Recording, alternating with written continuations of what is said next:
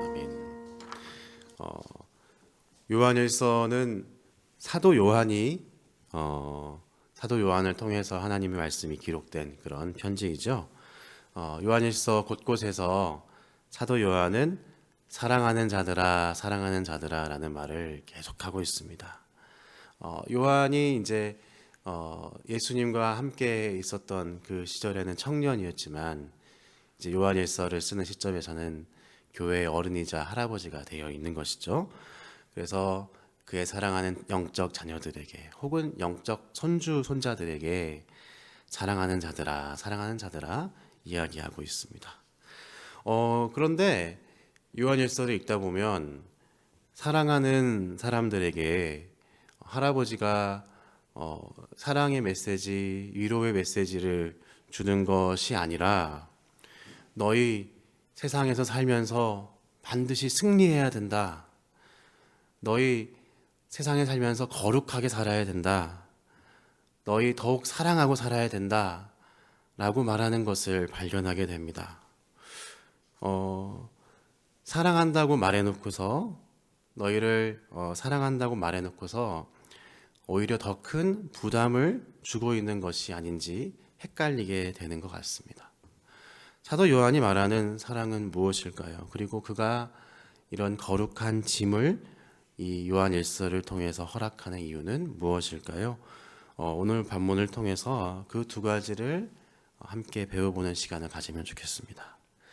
제 친구 중에 지금 목사님이 된 그런 분이 있어요.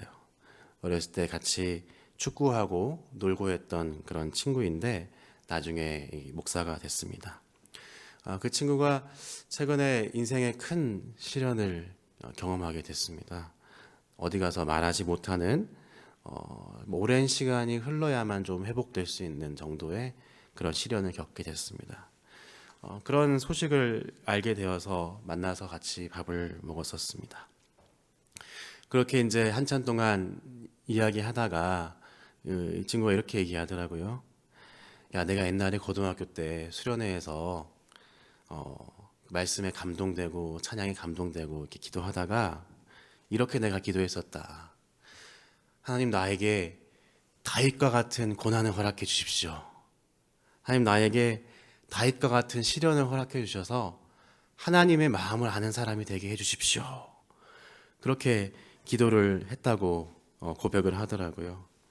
하나님께서 참 그 청소년의 기도를 신실하게 응답하셔서 지금 너에게 주님께서 응답하고 계시구나 이렇게 이야기했던 것 같습니다. 그렇죠. 우리가 성령 충만하고 주님 앞에서 감동을 받을 때에 주님께서 우리 마음을 움직일 때에 이런 고백을 하곤 합니다. 우리 자신도 그렇고 우리 자녀들이나 함께하는 사람들이 수련회를 가거나 할 때에 가장 바라는 마음이 무엇입니까? 하나님 우리 자녀가 우리 어떤 사람이 주님 만나게 해주세요 라고 하는 기도를 드리곤 합니다. 그런데 한편으로는 이런 기도도 같이 드리는 것 같습니다.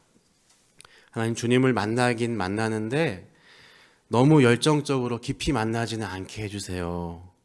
혹시나 나의 자녀가 선교사로 서원을 하거나 목회자로 서원을 하는 정도까지는 안 되면 좋겠습니다. 라는 기도를 하게 되는 것 같습니다. 마치 제 친구가 청소년 시절에 아무것도 모르고 나에게 고난을 주십시오 라고 말했던 것처럼 우리에게 그런 일이 일어나기 때문입니다. 자, 그때 이제 친구한테 얘기했죠. 야, 그러니까 우리가 기도를 잘못하면 안 된다. 함께 웃었던 기억이 납니다. 이 말이 참 의미가 있습니다. 왜 기도를 잘못하면 안 돼라는 말이 의미가 있는 말일까요? 이 기도는 내가 하는 기도이고 나의 진심이지만 사실은 나에게서 나오는 기도가 아니기 때문입니다. 신앙의 경험이 있는 사람들, 주님 알아가는 경험을 하고 있는 우리 모두는 한 번씩 이런 고백을 하는 것 같습니다.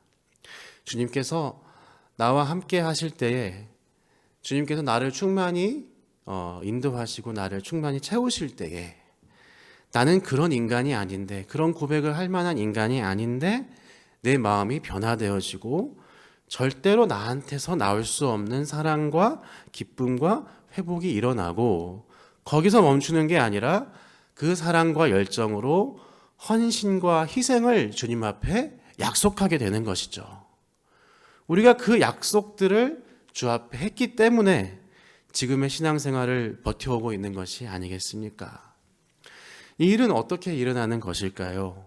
본문 말씀을 통해서 그 내용을 생각해 볼 수 있습니다. 19절 말씀 20절 제가 읽겠습니다. 이로써 우리가 진리에 속한 줄을 알고 또 우리 마음을 주 앞에서 굳세게 하리니 이는 우리 마음이 혹 우리를 책망할 일이 있어도 하나님은 우리 마음보다 크시고 모든 것을 아시기 때문이라. 19절에 굳세게 하시니라고 말하고 있습니다. 이 말은 그분이 우리를 계속해서 끊임없이 설득하신다라는 말입니다. 그분이 누구신가요? 우리 안에 계신 성령 하나님이십니다. 그분은 우리 마음이 어떠하든지 내가 세상의 죄에 빠져서 유혹에 빠져서 허우적대고 있고 믿음을 잃어버리고 거룩함을 잃어버리고 있고 주를 향한 열정과 사모함을 떠나 좌절과 어두움 가운데 있다 하더라도 그분은 우리를 계속해서 주 앞에 설득하고 계시는 것입니다. 그것이 성령께서 우리 마음 가운데 하시는 일이시죠. 하나님은 우리 마음보다 크시다라고 얘기합니다. 그분은 모든 것을 아십니다. 내가 내 자신의 죄악됨과 어두움을 아는 것보다 그분이 우리를 아는 것이 더욱 크십니다. 그런데 그럼에도 불구하고 그분의 성령 하나님께서는 우리를 계속해서 그분의 마음으로 변화시키시고 계시는 것입니다. 성령 하나님은 창조주시입니다. 창조하시는 분이십니다. 무에서 유를 만드시는 분이십니다. 그런 분께서 나를 죄악된 나의 모습을 거룩한 성전으로 세우신고 청소하시고 회복시킨다고 하는데 그 일이 불가능하겠습니까? 나의 죄악됨, 어두운 불신앙, 그러나 그분이 새롭게 하시면 새로워지는 것입니다. 성령께서 그 일을 하시며 우리를 계속해서 설득해 나가시는 것이죠. 21절 계속해서 보겠습니다. 사랑하는 자들아 만일 우리 마음이 우리를 책망할 것이 없으면 하나님 앞에서 담대함을 얻고 무엇이든지 구하는 바를 그에게서 받나니 이는 우리가 그의 계명을 지키고 그 앞에서 기뻐하시는 것을 행함이니라. 우리가 하나님 앞에 담대함을 얻게 된다고 말합니다. 우리 마음이 우리를 책망할 것이 없다고 얘기하죠. 이게 무슨 말일까요? 우리는 항상 죄인이며 우리 안엔 죄가 가득하기 때문에 우리는 회개하는 속도보다 죄를 짓는 속도가 더 빠르기 때문에 항상 책망할 거리가 남아 있습니다. 그러나 내 안에 계신 성령 하나님은 어떠십니까? 그분은 죄가 없으십니다. 그분은 거룩한 영이십니다. 그분이 내 마음에 임하셔서 나를 변화시키시고 나로 하여금 그분의 뜻을 부어주시면 하나님 앞에서 담대함을 얻게 된다는 것입니다. 그래서 이렇게 고백하는 것이죠. 제 친구가 말했듯이 하나님 나에게 고난을 허락해 주십시오.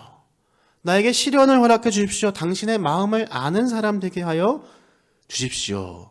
라는 진정한 고백이 생겨나는 것이죠. 여전히 죄인이며 여전히 타락했으며 여전히 믿음 없는 자에게 신비한 일이 일어나는 것입니다. 그 절정은 어디까지일까요? 3장 16절에서 이렇게 말합니다. 그가 우리를 위하여 목숨을 버리셨으니 우리가 이로써 사랑을 알고 우리도 형제들을 위하여 목숨을 버리는 것이 마땅하니라. 아멘. 이 고백이 우리 내면에서부터 터져 나오는 것입니다. 주님, 나의 생명, 나의 남아있는 젊음, 나의 남아있는 능력 주께 드리겠습니다. 주님 친히 나를 다스려 주시옵소서. 당신께서 내 목숨을 건져 주셨으니 당신의 뜻을 위해 나를 드리겠습니다. 내가 나의 주님께 사랑하시는 형제를 위하여 나의 생명까지도 바치겠습니다. 그런 고백이 우리에게 터져 나올 수 있는 것이죠. 그것이 성령께서 우리를 변화시키시는 일입니다. 거기서 이 사랑이 태어납니다. 23절 말씀 계속 읽겠습니다. 그의 계명은 이것이니 곧 그 아들 예수 그리스도의 이름을 믿고 그가 우리에게 주신 계명대로 서로 사랑할 것이니라. 그의 계명을 지키는 자는 주 안에 거하고 주는 그 안에 거하시나니 우리에게 주신 성령으로 말미암아 그가 우리 안에 거하시는 줄을 우리가 아느니라. 아멘. 우리 안에 이 고백과 이 사랑이 자라난다면 우리 안에 누가 계심을 확인할 수 있는 것입니까? 나에게서 나올 수 없는 것 같은 사랑과 헌신과 고백이 나온다면 그것은 내가 하는 것이 아니고 내 안에 성령이 일하시는 것입니다. 우리는 절대로 내 안에 성령이 하시는 일을 한계 지을 수 없습니다. 그분은 무한하신 하나님이십니다. 그분은 놀라운 기적을 만드시는 분이십니다. 우리의 상태가 얼마나 바닥에 있다 하더라도 그분은 그런 우리를 변화시킬 수 있는 분이십니다. 우리의 가정이, 나의 자녀가 나와 함께하는 어떤 일들이 아무리 어둡고 비참하고 우울할지라도 성령께서는 그것과 무관하게 일하시고 우리를 끊임없이 굳세게 설득하시는 것입니다. 믿지 않는 자를, 믿음이 없어 보이는 자를 주님은 성장시키고 회복시키실 것입니다. 사도 요한은 처음에 얘기했던 것처럼 곳곳에 사랑하는 자들아 라고 얘기하고 있습니다. 우리 예수께서는 사도 요한에 대해서 무엇이라고 표현하셨죠? 그가 사랑하시는 제자라고 표현하셨습니다. 가장 사랑하는 제자 요한을 위해서 예수님이 허락한 최고의 선물이 무엇이었습니까? 내가 아버지께로 갔을 때 너희에게 성령을 허락하신다. 성령 하나님이 그의 사랑하시는 제자에게 허락하고 싶은 가장 최고의 선물이었던 것입니다. 이제 그 선물을 누리는 사도 요한이 할아버지가 되어서 그 영적 제자들에게 이 성령을 소개하고 있습니다. 가장 사랑하는 자에게 주고 싶은 선물, 그 역시 성령 하나님의 역사입니다. 그분 안에서 능치 못함은 없습니다. 그분 안에서 우리는 변화되며 주님은 일하십니다. 나를 믿는 것이 아니고 내 안에 일하시는 성령 하나님을 믿으십시오. 그분께 묻고 그분과 동행하십시오. 그분이 우리를 지키십니다. 성령 하나님은 말씀을 통해서 일하시는 분이십니다. 아버지 하나님의 그 말씀을 붙들며 우리가 나아갈 때 성령님은 우리와 동행하십니다. 성령님은 우리에게 놀라운 일을 회복하십니다. 또한 성령 하나님은 우리의 기도를 통해서 일하시는 분이십니다. 오늘 이 새벽의 시간에 그분을 의지해서 간절히 기도하시면 좋겠습니다.